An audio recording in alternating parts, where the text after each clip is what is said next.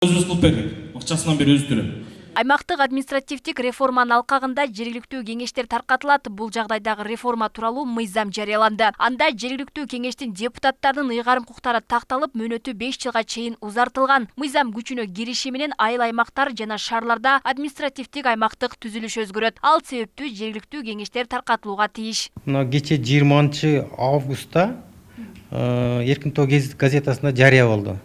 Жарыя болгондон кийин бир 10 күн ичинде, ал жарыя болгондон 10 күн ичинде күчүнө кириш керек да мыйзамчы. Мыйзам күчүнө киргенден кийин ал мыйзамда көрсөтүлгөн мына АТРдин алкагында кошулган аймактар бардыгы да жергиликтүү кеңештин депутаттарына шайлоолор болуш керек, кайрадан шайланып келиш керек да мыйзам боюнча ошондой. Буга чейин Ош шаарынын аймагы административдик реформанын алкагында 2 эсе кеңейген. Муну менен шаардын калкы дээрлик 500 миллионго чукулдады. Реформадан кийин Ош шаардык кеңешинин депутаттарынын саны көбөйүп 117ге жеткен. Учурда депутаттар кадимки тартипте иш алып барууда, анткени азырынча жергиликтүү кеңештерди таратуу тууралуу президенттин буйругу чыга элек.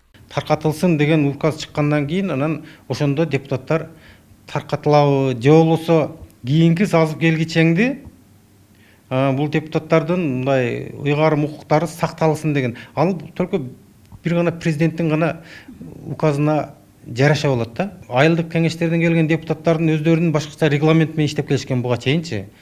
Бизде башкача регламент, Ош шаардык депутаттардын регламенти башка регламент менен иштеп келгенбиз. Биздики статусубуз да башкача. Алар айылдык кеңештинде бири-бири менен аз-маз кээ бир жерлерде түшүнбөстүктөр болуп атты. Иштешке оор экен 117 депутат менен. Анан эми мына кайра мыйзамда 45 эле депутат кала турган болуп атат. Мыйзам күчүнө кирсе, жергиликтүү кеңештерге мөөнөтсүз шайлоо өткөрүү пландалып жатканы айтылган. Анын негизинде жергиликтүү кеңештер сентябрь айында тараса, кайрадан шайлоо 17 ноябрга белгилениши мүмкүн экенин Борбордук шайлоо комиссиясы билдирген. Анткени шаарлар кеңейип, шаардык кеңештердин депутаттары кескин көбөйгөн. Шаардын эли эле көбөйбөстөн шаардын проблемасы да көбөйдү дем. Ошол жакка белиндеги каралбай калган, ташталып калган аймактар шаардын ичине өттү. Эми аларды караш керек. Алардын суусун, жолун, мындай курулуштарын баарын караш керек да. Ош шаарына жүктөлдү. Ошого байланыштуу ошол проблемаларды көтөрүш үчүн Ош шаарына эң жакшы бир мен деген депутаттар келиш керек да. Ал эми Ош шаардын ичинден эле шайланса, анда тиги айыл аймактардагы депутаттардын, то есть элдин көйгөйүн чече албай калышы мүмкүн. Ошон үчүн тигил жактан дагы татыктуу депутаттар айыл аймактардан келип Ош шаарына депутаттыкка катталыш керек алар. Жаңыдан аныкталган мандаттар боюнча Бишкек жана Ош шаардык кеңештерине 45 мандат берилсе, башка аймактарда мандаттар калктын санын эске алуу менен бөлүнөрү кабарланган. Эгер административдик аймакта жашагандардын саны 6000ге чейин болсо, 11 депутат, 20000ге чейин болсо 21, андан көп жашоочусу бар аймактарда 31 депутат шайланат. Бирок депутаттардын чече турган маселеси өтө көп. Анан мен ойлойм, оор маселе булчу. Чечүүгө өтө татаал маселе. Население көбөйдү, элдин саны көп да, ага жетиш керек. Чечиле турган проблемаларды чече ала турган адамдар керек.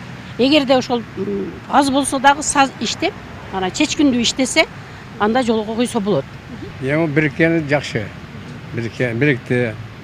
Эми бир аз эле эл менен бир айыл өкмөт болуп алгандагы анан бир иш болгон эмес да. Мына эми экономика деп атпайбызбы? Экономиканы элди баягы жөнүндө иштебей эле отуруп эле кайра айлыгылган деле кереги жок да. Бириктирген абдан жакшы, мага жагат да. Административдик аймактык реформа боюнча жаңы кабыл алынган мыйзам 2 августтан тарта күчүнө кирген. 3 августта президент Садыр Жапаров жергиликтүү кеңештердин депутаттарын шайлоо жөнүндө мыйзамга кол койгон. Ага ылайык саясий партияларга шайлоо босогосу 7ден 5%га түшүрүлгөн. Алмагүдерке Байгызы, Адилбек Абдакимов, Ош ТВ.